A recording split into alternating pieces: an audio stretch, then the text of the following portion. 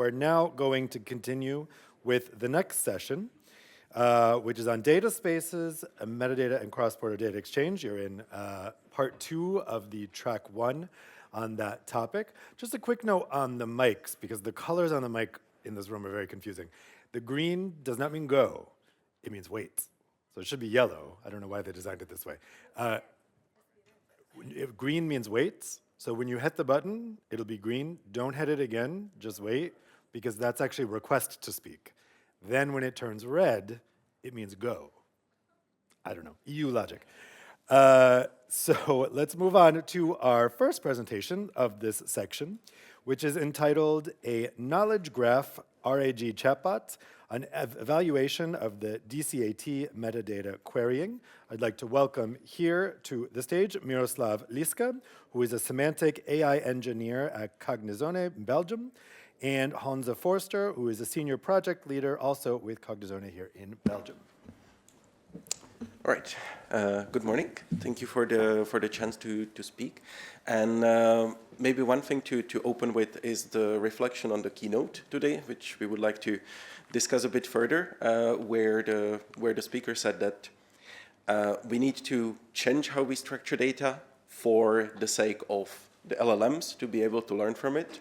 While in our proposed talk, we try to look at it a bit more the other way around, try to build an infrastructure that allows us to use the LLMs and the strengths of the structured data in the way that they can work together in the infrastructures that already exist now.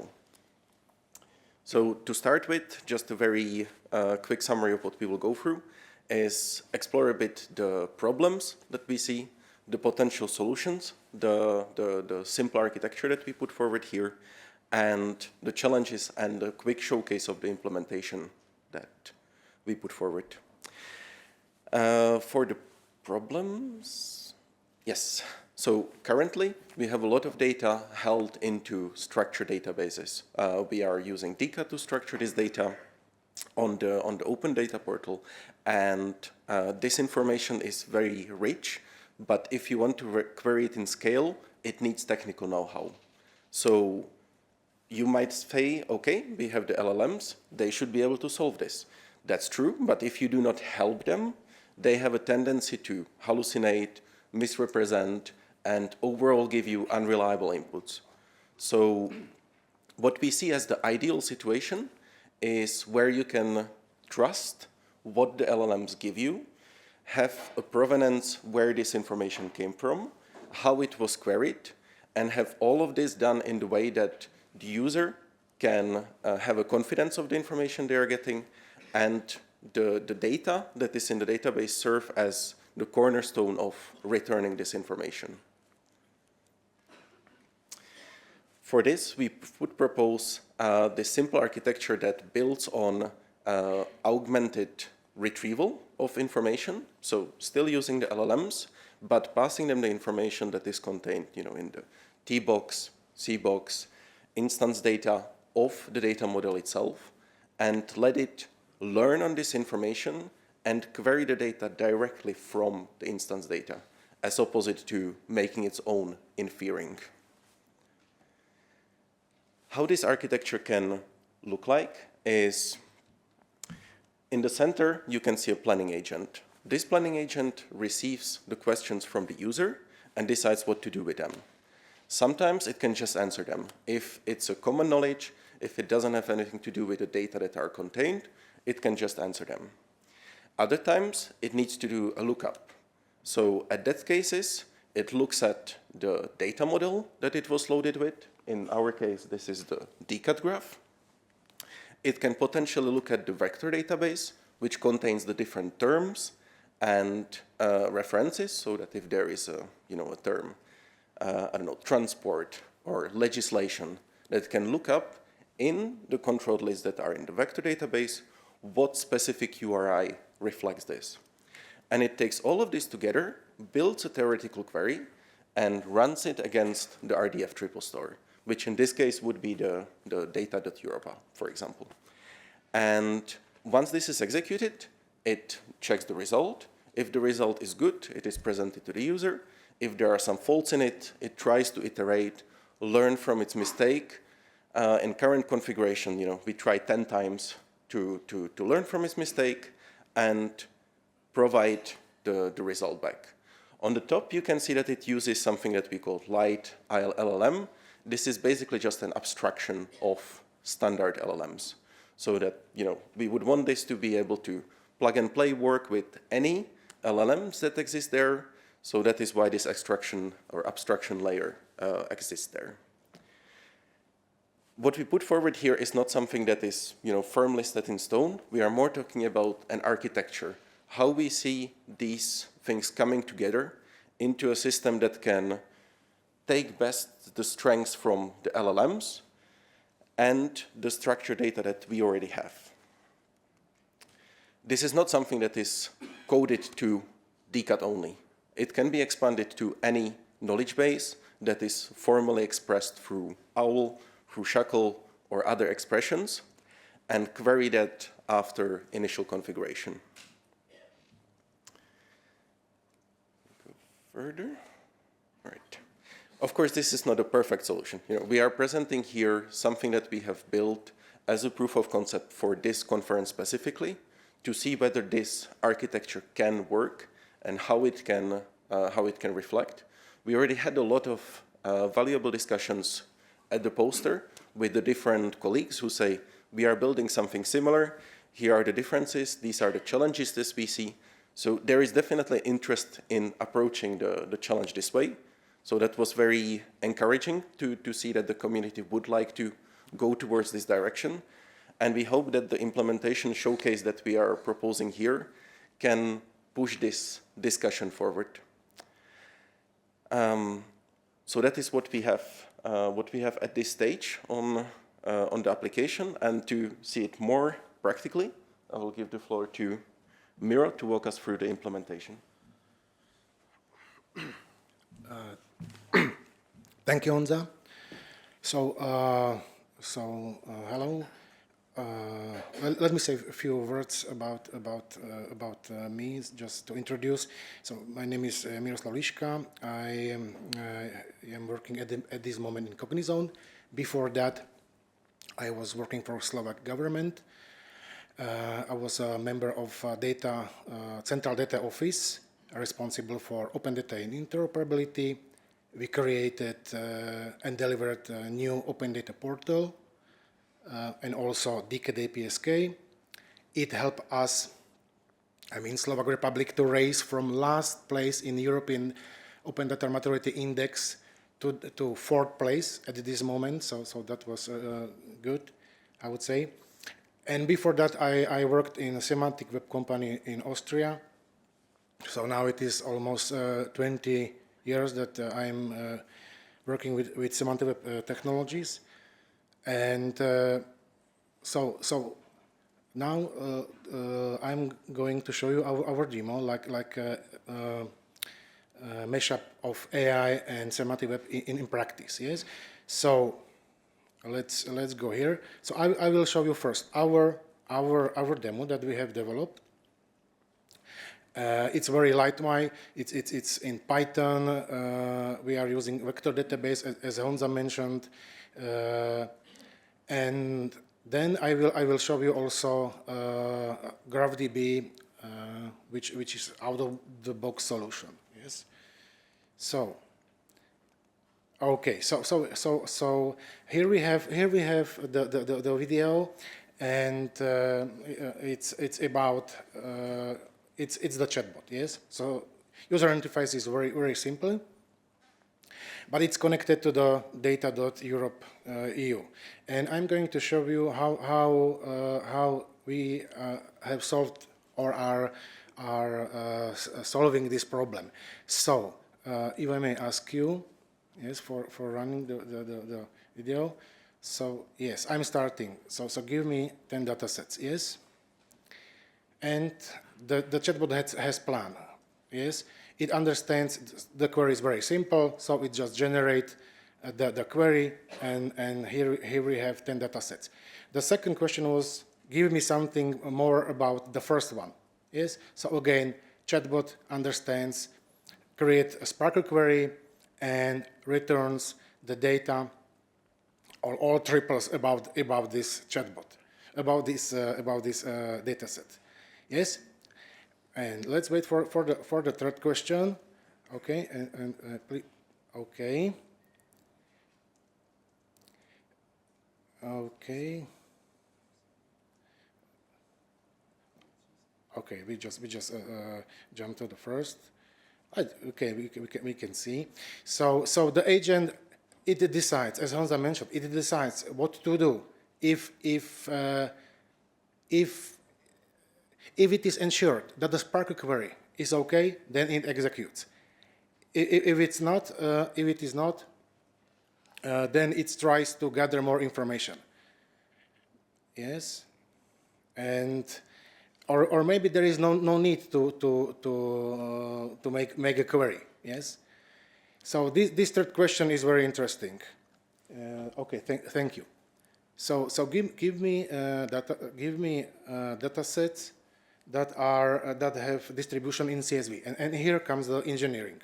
Yes, when you will use classic ChatGPT, it will translate and generate your query, but the query will be not DCAT compliant. Yes, the query will try to search in text with text filters. So if some title of datasets or other properties have titles with CSV.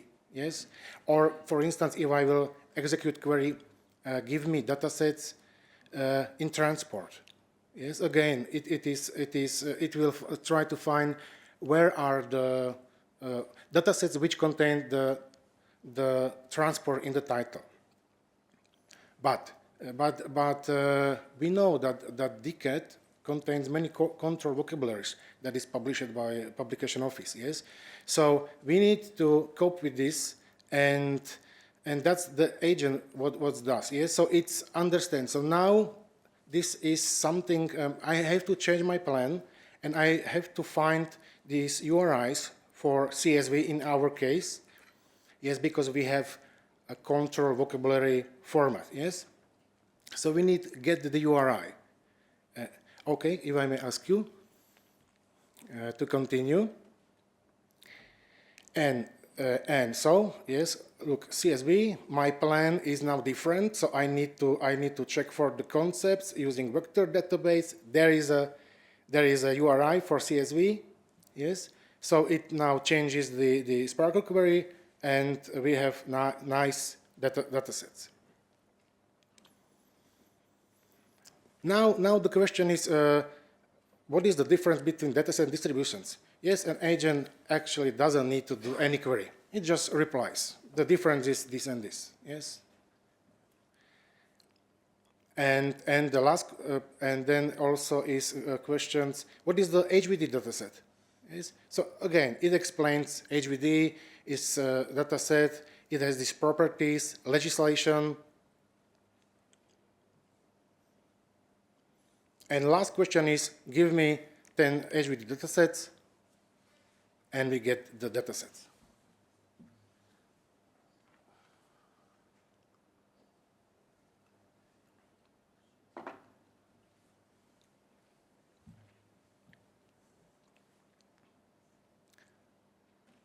Yes, we have HVD datasets. So so let me recap. Yes, so the agent has always a plan. Yes, and it changed the plan upon the user prompt. Yes, so it can communicate without any querying, or it decides I need to make the SPARQL query compliant, or I have good query and I can execute. Yes, so this is how it works.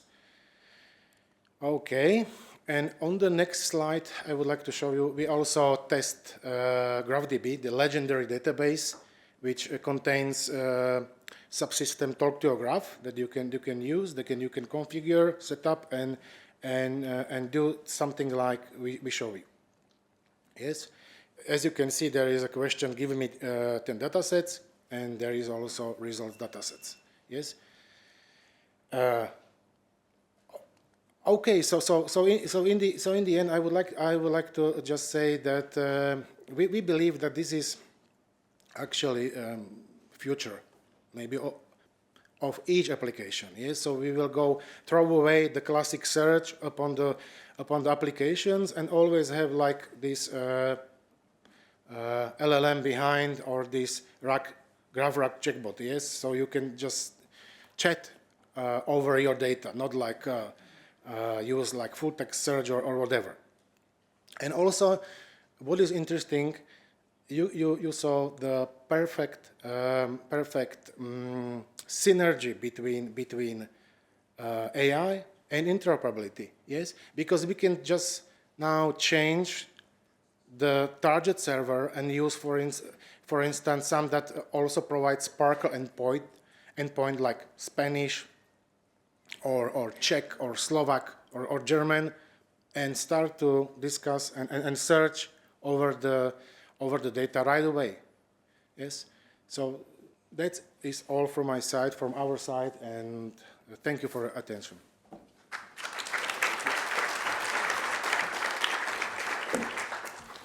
Thanks very much, guys. So let's check first if there's any questions here in the room. Do we have any live questions? No, everyone's scared of the microphones. Ah, yes. And wait. Yeah, Claudio Baldassare from Samic Digit. In this implementation, is there a way that you can anticipate the impact on interoperability that say a modeler will have if it chooses one data set from the one suggested?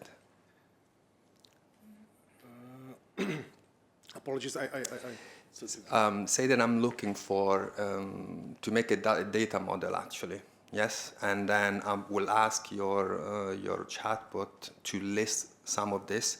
If there is any way to understand or to measure the level of interoperability that I will be subject to if I make a choice rather than another. So currently the assumption that the model has is that the data model exists. Sorry. The assumption that the model has is that the data model exists. So it's one of the inputs that you give to it. It is one of the things that we also thought about, how to query the data model itself. So potentially that is something that could be added, that you kind of pass it a meta model that, how RDFS looks like, how R looks like, how SPARQL is supposed to look like, and let it query the data model itself and get some information on that level also. But it is not part of the showcase at the moment. Okay, any more questions here in the room? No, okay, so let's go to the Slido questions. First question is from Nikolai Draslov. Any thoughts on what human-readable identifiers, URIs, and misleading predicates do for the performance of the LLM's ability to explore the graph? Human-readable IDs. So URIs that are made specifically to be more readable? Yeah, I know that's it. It's hard to answer. We do not have a specific test data for that. But yeah, or you have some idea? Maybe the question is about that. I will just ask that. Give me information about the dataset which specific URIs. Yes, and there is not such dataset in the database. What the agent will do? Yes, the agent has iterations, and it tries to find reformulate the query and find. But if it not succeed after such attempt, it will return. There is no datasets. Please provide another URI or something like that. So it's not hallucinating. It's really say I don't know if there is dataset. Okay. Next question from Slido is from Oliver. Which LLM did you use for the demo, and did you notice differences when using others? We did. We used ChatGPT version 4, and when we tried version 5, it didn't work so great. So that's why we stuck with version 4. But yeah, it would be nice if eventually, this data would not have to even leave the premises. but would be able to use an LLM that is local to the system, because that's another concern that we have, is that if you are feeding all these data to an external system, then you are losing control. And yeah. Okay, and last Slido question. Where and how would this new tool be available for users? Unfortunately, it's not available at this stage. It's something that we prepare specifically for this conference as a proof of architecture. On the other hand, the GraphDB, for example, solution exists and is available within the latest release of GraphDB. Yeah, and we would just like to discuss with community how to bring this forward into more material. Great, so watch this space. Well, thank you, gentlemen, so much for your presentation.